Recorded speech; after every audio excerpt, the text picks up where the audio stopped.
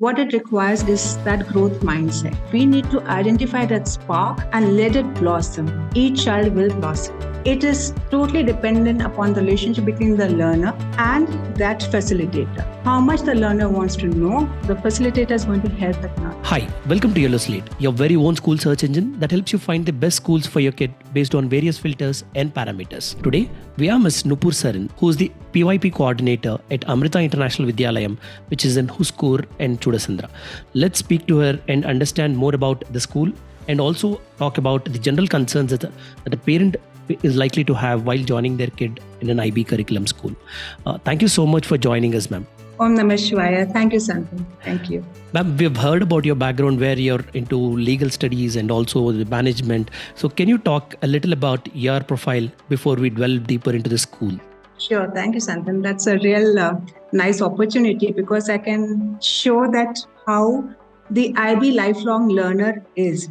I'm a company secretary by profession and qualification. I used to teach in a college and now I'm in the PYP years, helping our students, those young learners, to move from here to become the entrepreneurs for tomorrow. That's very, very interesting. And do you see the challenges to be different while teaching the older graduates or postgraduates versus teaching the younger kids? What sort of challenge, how are the challenges different here? It is a very reflective question that you've asked. The challenge is here is that you have to model the behavior. There you are more teaching, but here you have to model what you believe in. So you have to really live that learner, you have to live that profile that you want the learners to be. Got it. And see, how much ever you try to empathize, at the end, every class will have learning people with different learning abilities. Some people learn quick, some people will take a lot more time to learn. So how do you cater to these students who are a little slow in terms of learning? I would not say them as slow. I would call them as different learners, differential learners. Luckily, in our IB program, we cater to all learners. We believe that every child has something special. What it requires is that growth mindset. And we just need that spark. We need to identify that spark and let it blossom. Each child will blossom. Now, when I say differential learners, some learners are visual learners, some are auditory learners, some really learn just by doing things, hands-on learners, as we call them kinesthetic. So what we do is we have various learning aids. So how we teach in a class is through explanation games, through step inside. Our strategies are not just written pen and paper. So depending on the learner, a simple thing like peel the fruit, where what you're learning from that base, from the top goes in. So it excites the learner. He will catch up. There are learners, as I said, who are not very keen on listening. They want to do hands-on. So we have in our class mascots. So students like to teach them. And you'll be surprised, they make this chair and doll for the learner. They think there is one more buddy in the class and they want to teach him. There could be learners like this. Every learner is special. So we have all these differentiation in the class for all kinds of learners. That's very, very interesting to know. And for laymen like us who don't understand the jargon of IB so much, can you tell us how this PYP, MYP and DI, how are they all different? True. It's interesting because we feel that IB is something new. It has come through Western culture. I would like to negate it. IB comes from our culture. If you look at our own custom, like if you look at Bhagavad Gita, Bhagavatam, learning was through conversations. IB is about conversational learning. It is totally dependent upon the relationship between the learner and that facilitator. How much the learner wants to know, the facilitator is going to help that learner. It is all conversational. When I say that IB it is stemming from our custom, I can say that it got that formalized version in the year 1968 and so. In India, the first school of IB was in 1970, and it was some Kodaikanal International School. Yes. And then we had first was that career program. We had DP, diploma program. Then came the MYP in 1994. And from there came the PYP in 1997. So now PYP seems relatively new, but the philosophy behind IB is what is in our culture. Got it. So speaking about PYP, MYP a little further, what sort of assessments happen in IB curriculum and how is it generally different from other syllabi? Sure. See, in IB, the curriculum has got three parts. One is a written curriculum, that is what the syllabus is. One is it is the taught curriculum, how you're going to teach it, with which I showed you those teaching aids. Then is the assessed. So the assessment in IB can be put in three parts. One is formative assessment, then there is process assessment, and there is summative assessment. Formative assessment is for the assessment where it is assessment for learning. We want the learner to learn something. Whether he has understood or no, we will conduct an assessment, what learned. So we know where is the gap. And we will help the learner to develop that. After we have done the formatives, there is the stopgap where we have assessment as. And then we move to the summative, which is the summary of learning, assessment of learning. Whatever was that process, whatever the learner is supposed to pick up, has he learned it? Then we have a summative assessment. Now, the difference between IB assessment versus any other board. Here, assessment is of four kinds. One is what we said, formative, as, and summative. Then assessment could be performance driven. It could also be written. It could be visual. It could be oral. It could be technology driven. Now you'd say, why technology driven assessments? What is this technology driven assessments? Right? So we have the learners making PPTs, PowerPoint presentation as their presentation of what they have. They do role plays as assessment. You cannot do a role play if you haven't understood the concept of what you had to learn. So that is how the assessment is not only pen and paper, but here it is all forms of assessment criteria that the learner has. That's quite interesting. And I'm sure the kind of physical infrastructure plays a very vital role in terms of ensuring that IB curriculum is properly followed in any school.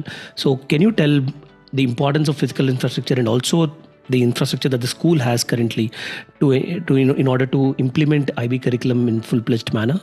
Yes. See, the IB curriculum requires scholastic and also co-scholastic learning. If I break my timetable, I will say 42% of my timetable is actually co-scholastic. So it is 48% is academic driven, 42% is co-scholastic. So what is there and for what I require infrastructure? There is drama, there is yoga, there is PE, physical action, there is music which has got Western and vocal music, there is library, there is art, there is dance, there is STEAM, and there is ICT. This is other than what I have the sciences, maths, and English. So for this to take place, I need an infrastructure. So we have a swimming pool, we have a STEAM lab. So do not confuse it as that STEM lab, but it is STEAM. Okay. So and we have ICT. So we have tied up with CREA who are helping us with the STEAM lab. So children are they're doing robotics. We have the basketball court for the PE. We have basketball court. We have a ground where they're playing football. We have a drama room, and we have a dance room, plus a yoga room. So infrastructure has to be there to really complement and to supplement the learning. Got it. And we all know yoga is an integral part of the curriculum at Amrita International Vidyalayam. And how does that fit into the overall scheme of things in IB, and how do you manage both? See, Amrita International believes in the philosophy of education is not just for making a living. It is for life. And to make education worthwhile for a life, the person has to be empowered from within. And this empowerment comes with emotional stability. And this emotional stability comes from that strength which could be academic and also spiritual. Yoga has that thing which helps that learner to believe himself. It gives that physical and inner strength that he will not be dependent on just external means for his development. Wherever there's a dilemma, the learner has that strength to overcome it. And yoga helps that learner. Very interesting. And for a parent whose kids are studying in CBSE now or any other syllabus, how difficult would it be for him to now start getting into IB and continue further in IB? How do you see that transformation happening? Is it going to be easy or will it be challenging? There is a lot of unlearning required. We learn a certain way, but to develop a certain way, you again need unlearning. It is not difficult. It is challenging, as you rightly put in. What is required is for that person to believe that nothing is impossible, everything is acceptable, making mistake is acceptable. You have to work hard and you have to have critical thinking. You need to start questioning because IB requires exploration. The whole syllabus is about how good you can run an inquiry, accept the various perspectives, and get that critical thinking to analyze and evaluate situations that you are able to give the best possible solutions. Nothing is wrong and nothing is totally right. You have to accept everybody's view. And that is the biggest challenge when a person comes from another board to IB, feels, what is the right answer? We say every answer is right if you are convinced about it. And it is up to you how much can you support with evidences. Got it. And speaking of the higher standards, ma'am, a lot of students, especially in their 9th and 10th, are a little anxious about what subjects to choose. And is there any support or guidance from the school that's available to ensure that the kids choose the right path for themselves and also choose what they love? Definitely. Now, when you say about what they love, IB creates that discrimination in a learner. He understands between what he likes and what is right. Okay? It is important for him to evaluate his strengths. That's what analysis is required. And they do it in grade 8 itself in IB. Because 8th onwards itself, they start selecting their subjects. And to help in that, how to select my subjects, this critical thinking, this explorative, what has been developed in the learner helps him to understand his strength, which is the part of the program. So they are able to select subjects based on this strength. Plus, we also have our own SSC unit, which is the student support unit, which guides the student. At the same time, the teachers in IB, they are just not teachers, they are actually facilitators. They observe, the assessment is all observation. So they observe what is the strength of a child. So they are the best guides and mentors for these students when they have to pick up the subjects. So they will never be left alone. These students, these learners, I won't even call them students because they are learners.